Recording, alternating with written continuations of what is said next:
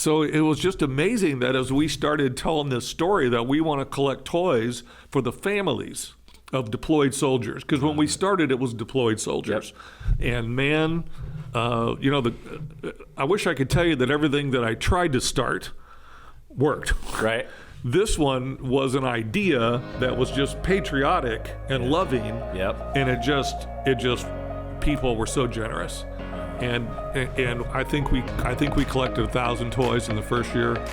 It doubled in the next, but nationwide it was like 30,000 toys. Hey everybody, we want to thank you for joining us on Connect Church Clearwater podcast. I'm Pastor Matt, Connections Pastor, and I'm really excited today to have Jim Rudolph with us, who is co-founder of Operation Toy Soldier. He's going to give you guys a lot more information about it, but this is something that's really dear to my heart, being in the military, Army, Husha, and oh no, yeah, here it comes. Yeah, Army, Marine. You know, it's going to come out, right? So Air Force, Marine Corps comments on the bottom, right? Totally. So put them in there. We want to see all the comments. That'd be great. Go ahead, treat us right. So I want you guys to know, Jim's probably one of the most generous people I've ever met. He's been a longtime member here at Connect Church.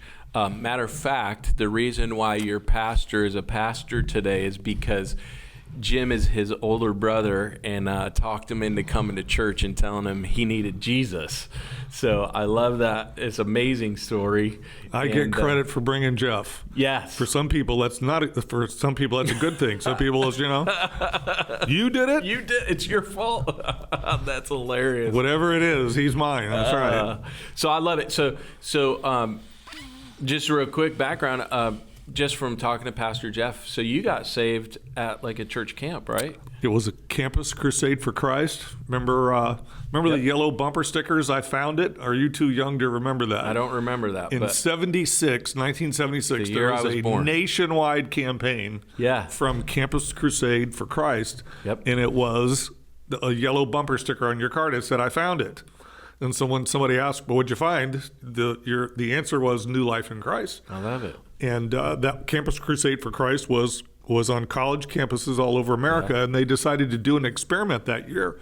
They decided to pick one high school in America and see, can we transfer what we do at college campuses on high school campuses? And somehow they picked my high school. Wow. It was actually 75 and 76. And so Dixie Hollins High School in St. Pete got picked. And there became a revival of the popular kids, the cheerleaders, the football players.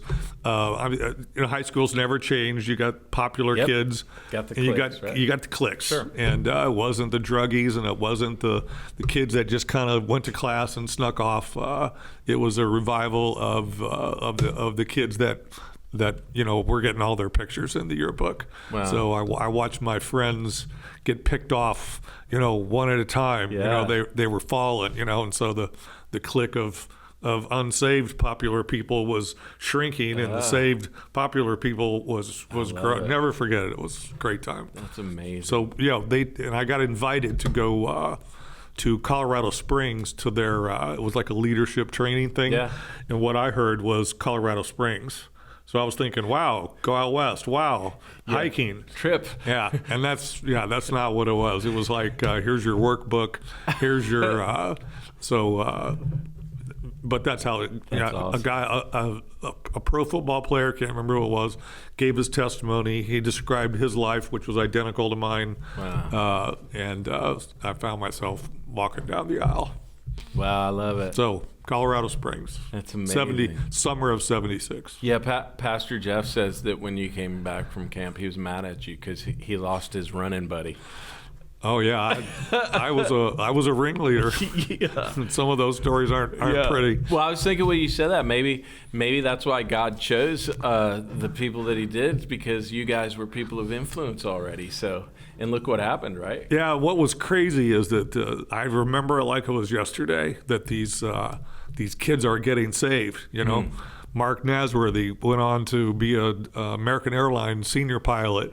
Wow. Another guy went to the Olympics. They're all headed to college, and they were all baby Christians. But because at least our parents, my dad wanted to go boating on Sundays, and my mother was raised in the church, but she was unequally yoked for a while. Dad got saved. Yeah. But they would put us on a Sunday school bus. And if you're gonna live, if you're not gonna live right, at least put your kids on a Sunday school bus. That's good. Yeah. And so none of those kids that I went to high school with knew that Jeff Rudolph, my sister, me, Matthew, Mark, Luke, John, Acts, Romans, 1 Corinthians, Genesis, Exodus, Leviticus, Numbers. We knew, run them off, but right? we wouldn't. I certainly didn't want to let people know, that hey, this is not foreign to me. Yeah. But I wanted to keep living the good life, as Jeff would tell you. Right. Jeff was worse than me. Yeah. But I think he tries to spin it, but I believe you.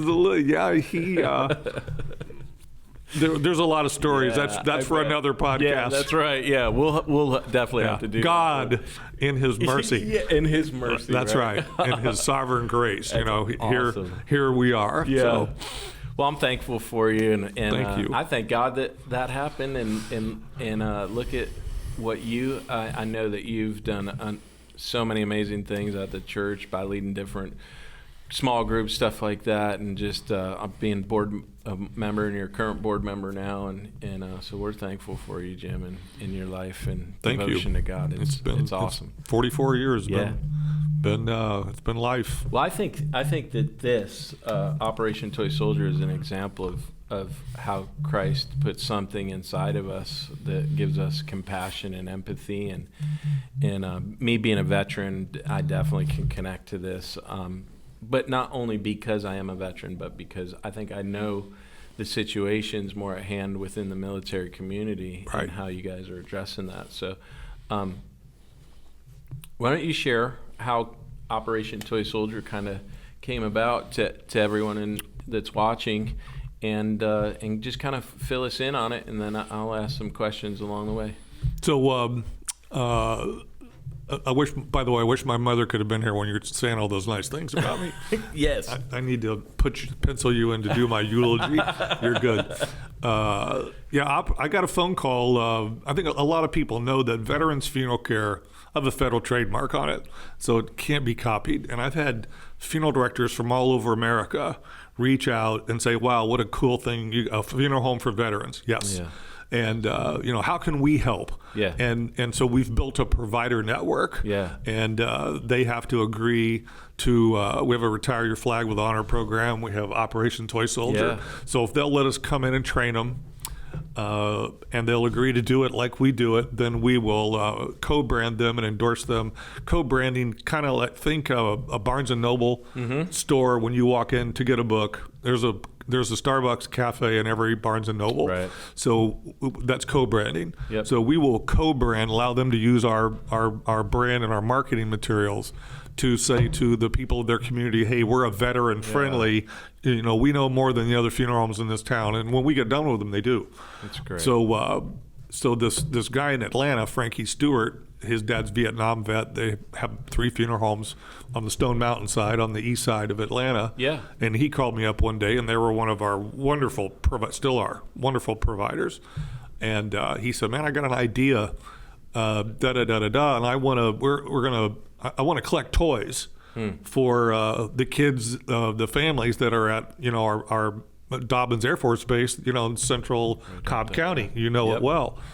And I'm listening to him talk, and I'm thinking, "Oh my goodness, what a great idea!" Yeah. So I said, "Frankie, we're not going to collect toys." And he said, "Yeah, I am." Yeah. And I said, "No, we're going to do this nationally." Wow. And so really it was Frankie, and for a couple of years, all we did was share with all of we probably had like 150 funeral homes in America at that time that were using the Veterans Funeral Care brand. And, we were in the middle of what I call Gulf War II. Gulf War I was January of 1991. Yep. So now we're in Gulf War II, and what are you talking? 08, 09? I'm caffeine deficient. You didn't let me have enough coffee this morning. Yeah, right in there. You're right on. So yeah. Just to remind people, what Americans were listening to is that young kids like you, because you've been to Pakistan. Yep. Have you been to Iraq too? Nope. It's a huge deal to me and to the people watching this. Yeah. That we have a pastor who has been to the big sandbox. Yeah. So what Americans were hearing was that guys were going over for a 6-month deployment, and then they were getting stopgapped. Wasn't that the word that they used? Yep. So people were. So now it's a year, and then some of them had even went to another time. How long were you there, Pastor? Well, I got stopgapped because I was already in South Korea. So I got stuck in South Korea for over a year. So think about this. They call it involuntary extensions. Yeah. And you think about this, just think about local. So at MacDill Air Force Base, we had, which is a blended command. You got Marines, you got Navy there, you got Army, you got Air Force. It's a tanker base, but you got Special Operations Command there. You got Central Command. So there's so much going on. We have a ton of enlisted people, a huge population in Tampa. And how many of those were newlyweds? And you got a 20-year-old bride, and she's just had a baby. Yeah. And your husband is doing his thing, and he's in Afghanistan, and you're counting the days, crossing days off the calendar, and then you get an email saying, well, they're extending me another 6 months. So now you're not going to see your kid for a year. Yeah. Then it happens again, and that's the point, the fatigue on the spouses and the family. Totally. And so many of those, those spouses were saying, "Hey, I didn't sign up for this." Right. And what do you, when you're in E1, E2, what are you making? $1,400 a month or so? Yeah, you're broke. Yeah. And I didn't know that. Yeah. I didn't know that. So and this is all you have to do is Google. Yep. What does an Army private make? It'll pop right up. And so I think when I was first in, so that was in 94, I made $236 every 2 weeks as a nothing. Nothing on my collar. Your Honor, I rest my case. Yeah. So it was just amazing that as we started telling this story that we want to collect toys for the families of deployed soldiers. Because when we started, it was deployed soldiers. Yep. And man, I wish I could tell you that everything that I tried to start worked. Right. This one was an idea that was just patriotic and loving. Yep. And it just people were so generous. And I think we collected 1,000 toys in the first year. Wow. It doubled in the next, but nationwide it was like 30,000 toys. Wow. So what happened was I met an Army major's wife, and he was deployed. She had been hired by the DOD, and her job was to take care of these emergencies, these problems. So when a guy in Afghanistan got an email for his wife saying, "I'm going back to Sacramento, I didn't sign up for this, I want a divorce," a lot of times they could trace it back to not enough money. She's blew a rim and she needs a tire, and Christmas is in 3 weeks. Yep. And all of this, and so this young major's wife told me, she said, "Mr. Rudolph, I have a checkbook from the DOD that I don't have to give an account for, and I can buy 4 tires. I can pay a couple of months' rent. Wow. We can, that's what we're trying to." I thought, fantastic. Yeah. That's fabulous. So we literally found a need. Yeah. And then every American, it just seems like, at least all I can speak for is my community, St. Pete Clearwater, is that we put these barrels up and they were just overfull. Yeah. And, Rumba and Capona's was our first partners. Yeah. I picked on the restaurants that I eat in. Sure. My friends, and they were calling up saying, "Can you come pick up the toys?" So it just, sometimes people will surprise you in a good way. Yeah. I think it was maybe a couple years ago, I helped load up some That's toys. right. It was a whole tractor trailer full of That's toys. right. You and I did what happened to our help that day? That was you and me, wasn't it? Yeah, just me and you. I can say I got to work out with Pastor Matt. I'm not lying. Yeah, we got to load it up. I need more. We did. But we had several thousand toys in that. Somebody donated a storage unit for us because we had. Yeah, that was kind of like your drop-off collection point, if you will. And bikes and fishing reels. That's amazing. And this is all new stuff. Brand new toys. And I think last year it was, we had 100 Barbie dolls. We had 100 football. I mean, it's just, we're able to now set it up when we go to McDill, and I'd love to have you go with us this year. Yes. When we set up at McDill. Yes. Tell everybody what you guys do. I think this is awesome, too, the way you guys present it. And last year they surprised us that before we were kind of in a auditorium hall. It wasn't very Air Force base-ish. Yeah. But last year, because of COVID, and they wanted, don't enclose us. Right. They put us in they backed out one of the tankers. And so we got to go into one of the big hangars. Wow. And, so I'm 63 years old, but I'm still like a little boy, when I'm on base, I'm looking at. Especially all things military, right? Oh, yeah. I mean, I'm looking at people's, ranks, and, there's a first sergeant. Oh, my God. There's a sergeant major. Yeah. I'm not really an officer worshiper, but I do dig, senior enlisted, tough guys. Me too. So then you got to come with us this year. Yes. They set it up, and we basically set up, boys' sporting equipment, and another whole table was girls' dolls, kids' boards games, and then what they do at McDill is the first sergeant that's in charge over there, basically they invite the privates and the private first classes. They get to pick first. Yeah. So they come through and they get like 3 to 5 toys or something. Yep. And the bikes, so basically then they'll go the E3s, E4s, E5, which is, is a staff sergeant in the Air Force. Yep.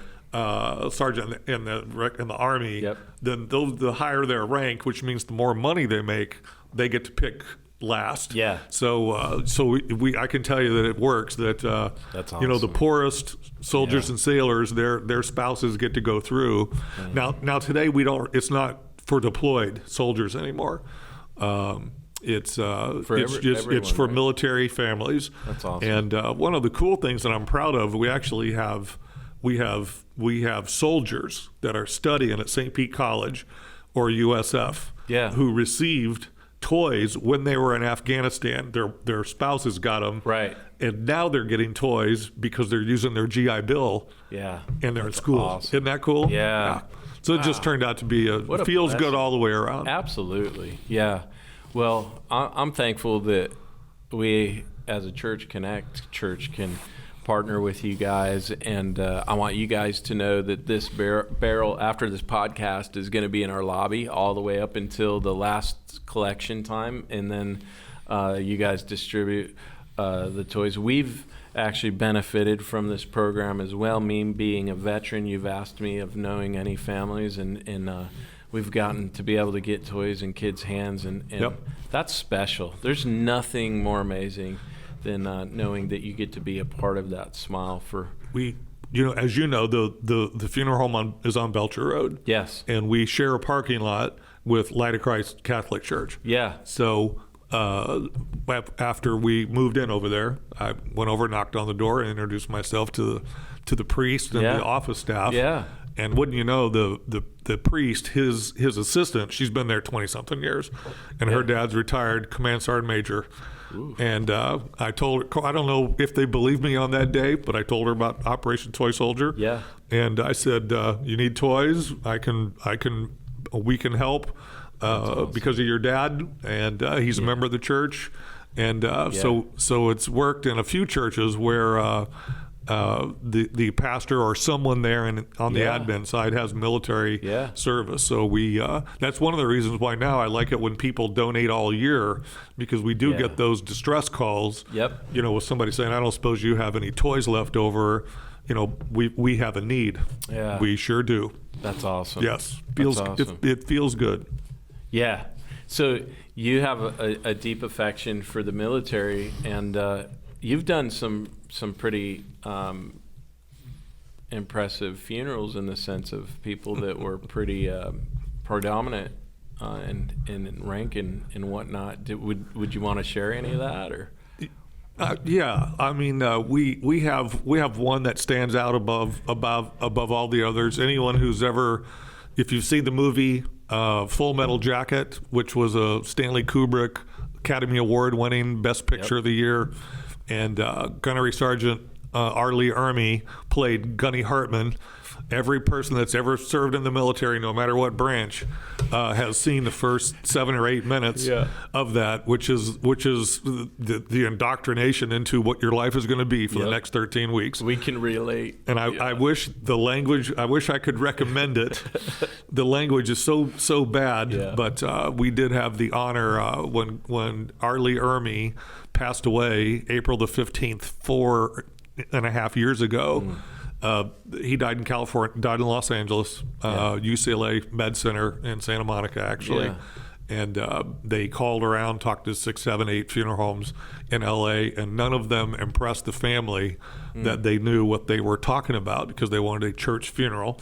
Gunny Ermey was a Christian. Yeah. He was born again Christian, married to the same woman for 40 years. Wow. Active member of this, it would be like a seeker-friendly, Protestant evangelical church. Yep.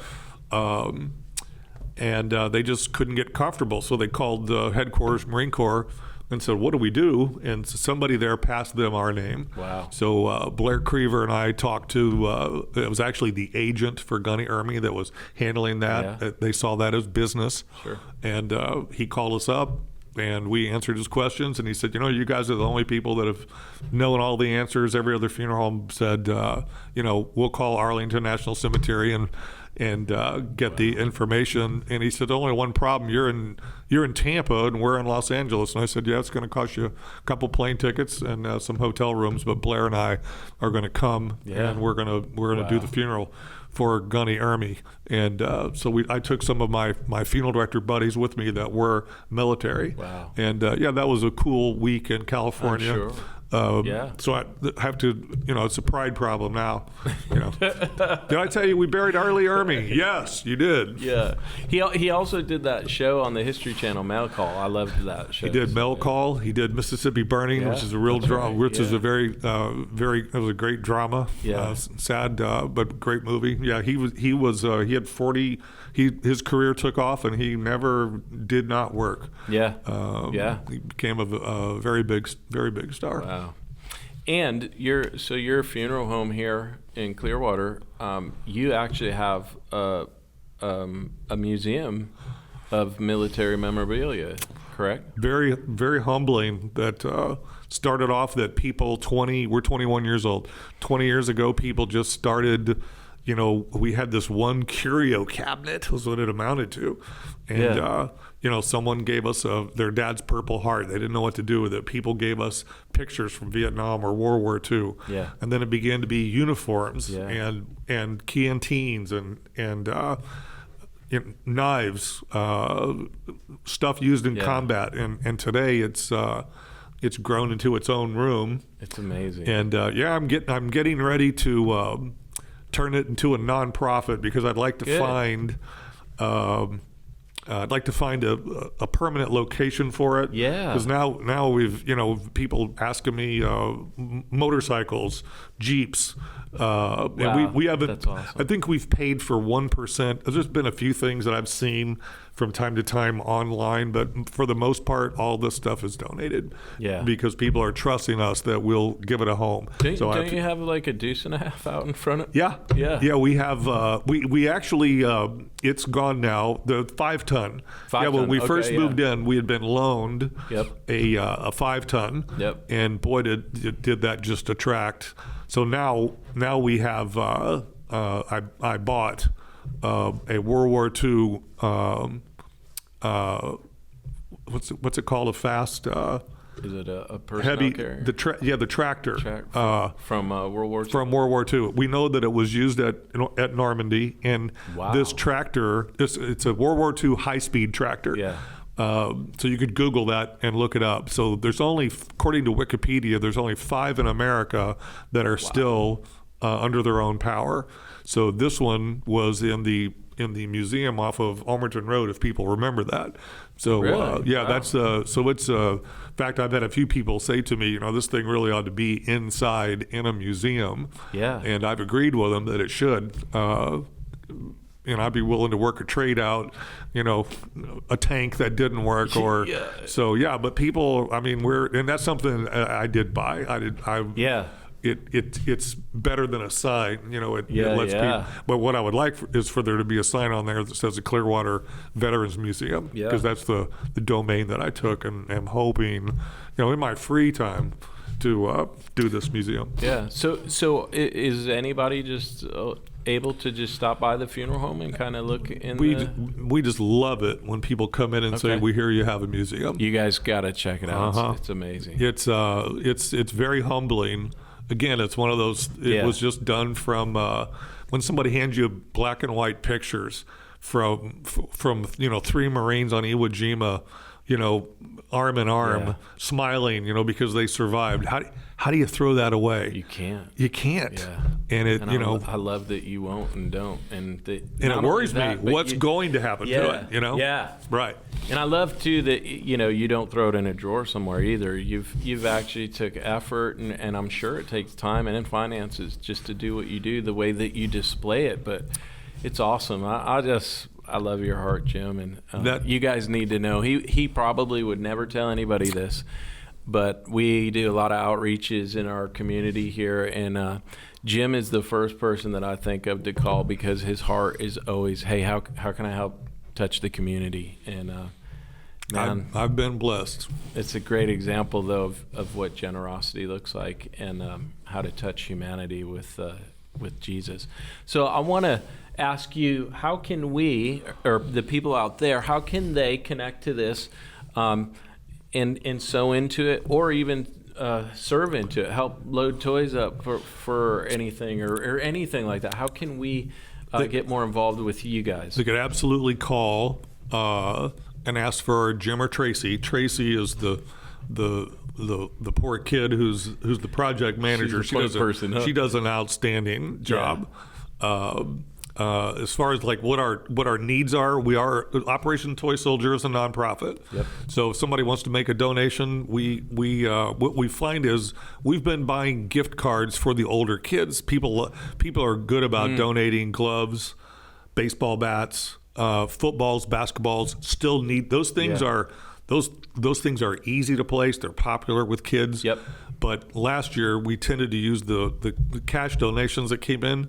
We bought like things for the 13-year-old girls, or so Tracy kind of when we had parents that were where they would let us know what here's the ages of our children. Right. So the money went to gift cards for some of the older kids, or we bought toys for what they needed, what the parents told us this would be a blessing to us. Yeah. So, but still, Zebco fishing poles. Yeah. There's footballs, baseballs, Barbies, whatever. And of course, I'm 63, so I don't know what the.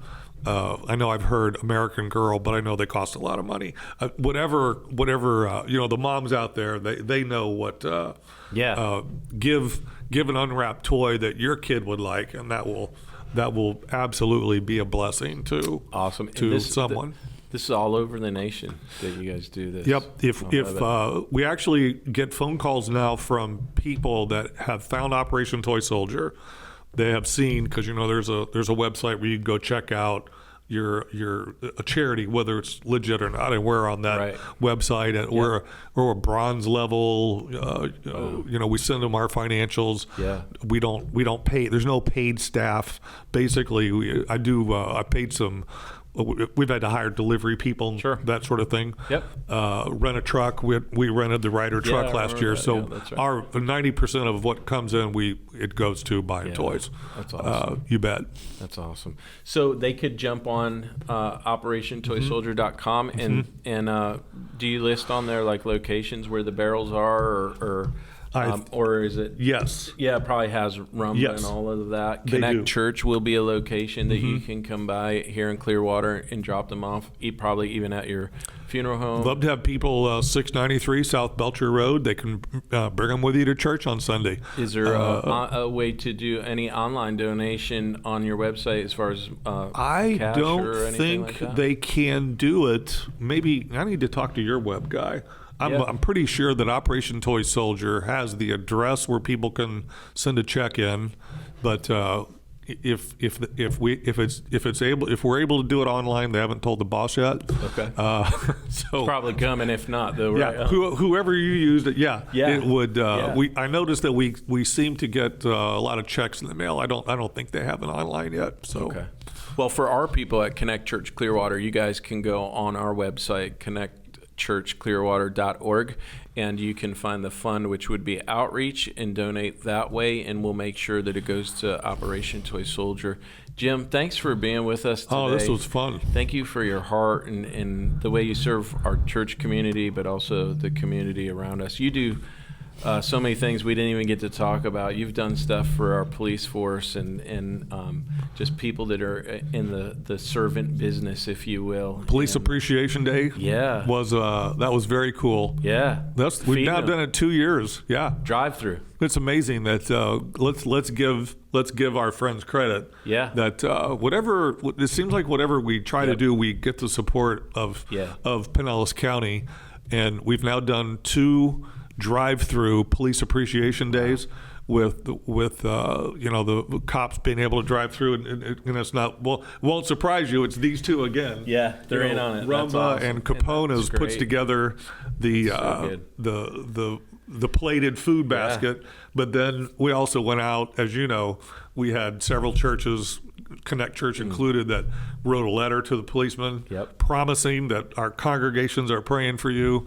You guys provided a Chick-fil-A gift card, so that was lunch one day, but they got Frisbees, koozies, banks, I didn't have one business who said no. When I reached, and of course I picked on my friends, but everybody said, how. So maybe it was a pen, it was bottles of water, but they actually ended up with a big, that's awesome, gift bag full of love. Love it. From the community. Yes. Yeah. And who needs it the most, I think, out there? I think that's a very worthy, you betcha. Yeah. Tough job. Yeah. Well, on behalf of Jim and I, we want to thank all of our military personnel over the years, whether you're active duty, retired, or served your time and got out. We want to thank you for making a commitment and serving our country.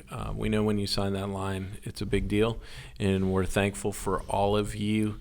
And take advantage of this program if you need it, or if you know a veteran or someone who's active duty that needs it. That's why it's here. And thanks for watching with us, you guys. You guys be blessed. Thanks again, Jim. Thank you. And you guys have a great week. We'll see you next time on Connect Church Clearwater podcast. Thanks, everyone.